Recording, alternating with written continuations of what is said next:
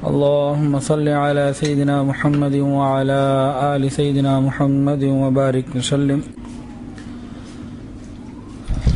حضور پاک صلی اللہ علیہ وسلم کا پاک ارشاد ہے، لا تدخلون الجنت حتی تؤمنوا، کہ تم جنت میں داخل نہیں ہو سکتے جب تک ایمان نہ لے آؤ، ولا تؤمنوا حتی تحابوا، اور تم ایمان والے اس وقت تک نہیں ہو سکتے جب تک تم آپس میں محبتیں نہ کرو۔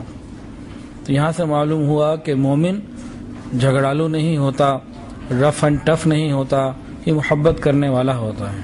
تو فرمایا کہ تم جنت میں داخل نہیں ہو سکتے جب تک کہ تم ایمان نہ لے آؤ، اور ایمان والے اس وقت تک نہیں ہو سکتے جب تک کہ تم آپس میں محبت نہ کرو۔ اس کے بعد فرمایا اولا ادلکم علی شیء اذا فعلتموه تحاببتم، کیا میں تمہیں ایسی چیز نہ بتاؤں کہ اگر تم اس کو عمل میں لے آؤ تو تمہارے اندر آپس میں محبتیں بڑھ جائیں۔ اس کے بعد فرمایا افشوا السلام بینکم او کما قال علیہ الصلاۃ والسلام، کہ تم اپنے اندر سلام کا رواج دو، آپس میں سلام کو پھیلاؤ، ایک دوسرے کو سلام کیا کرو۔ تو غور فرمائیے کیا فرمایا کہ تم جنت میں داخل نہیں ہو سکو گے جب تک ایمان والے نہ ہو، اور ایمان والا انسان اس وقت تک نہیں ہوگا جب دوسروں سے محبت نہ کرے۔ پھر نبی کریم صلی اللہ علیہ وسلم نے ہمارے اوپر کتنا احسان فرمایا کہ ہمیں وہ طریقہ بتا دیا کہ جس سے آپس میں محبتیں ہوں، ایمان کامل ہو اور جنت میں داخلہ ہو جائے۔ وہ طریقہ کیا فرمایا؟ فرمایا کہ تم ایک دوسرے کو سلام کیا کرو۔ مختلف اقوام میں جب ملاقات ہوتی ہے، ملتے ہیں، تو الگ الگ رواج ہیں۔ انگریزوں کا رواج ہے صبح ملیں گے تو کہیں گے گڈ مارننگ، شام کو ملیں گے تو کہیں گے گڈ ایوننگ۔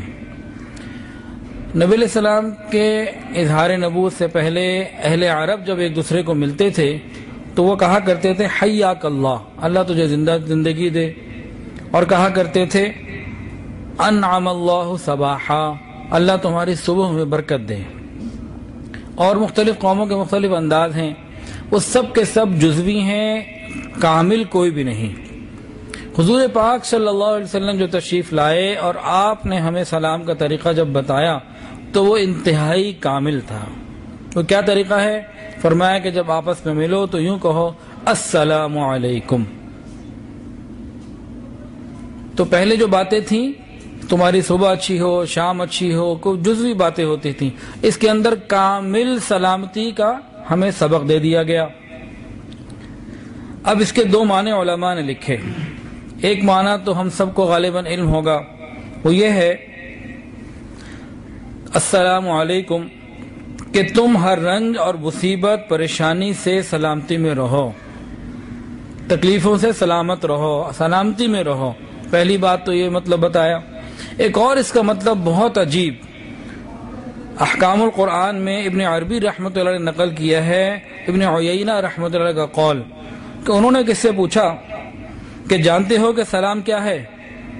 فرمایا کہ سلام کرنے والا جو کہتا ہے السلام علیکم، اس کا مطلب یہ ہے انت آمن منی، کہ تم مجھ سے امن میں آ گئے، تمہاری جان مجھ سے محفوظ، تمہارا مال مجھ سے محفوظ، تمہاری عزت، تمہاری آبرو، تمہاری ہر بات مجھ سے محفوظ۔ یہ ایک بہت بڑی سیکیورٹی بندہ اگلے کو دے رہا ہوتا ہے کہ اب تم مجھ سے امن میں آ گئے، میں تمہارے خلاف نہ سازش کروں گا، نہ میں تمہارا برا چاہوں گا، میں تمہارا ویل وشر رہوں گا۔ یہ ایک بہت بڑی ضمانت انسان دوسرے کو دے دیتا ہے۔ اب سلام کرنے میں حکمتیں بھی ہیں۔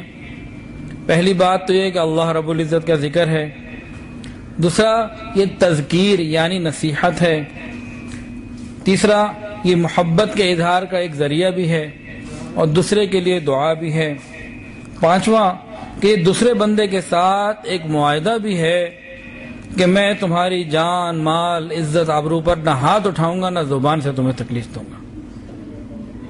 اسی لیے صحابہ کرام میں ایک ایسی کیفیت پیدا ہو گئی تھی کہ جب کوئی صاحب آتے ملنے کے لیے اور وہ سلام نہ کرتا تو یہ پریشان ہو جاتے کہ شاید یہ کوئی دشمنی نہ نکال لے، کوئی اور پریشانی کی بات نہ ہو۔ جب وہ سلام کر لیتا، کہہ دیتا السلام علیکم، تب اطمینان میں آ جاتے کہ اب ہماری جان، مال، عزت، آبرو اس سے محفوظ ہے۔ یہ بہت بڑی سیکیورٹی انسان دوسرے کو دے رہا ہوتا ہے، تسلی دے رہا ہوتا ہے۔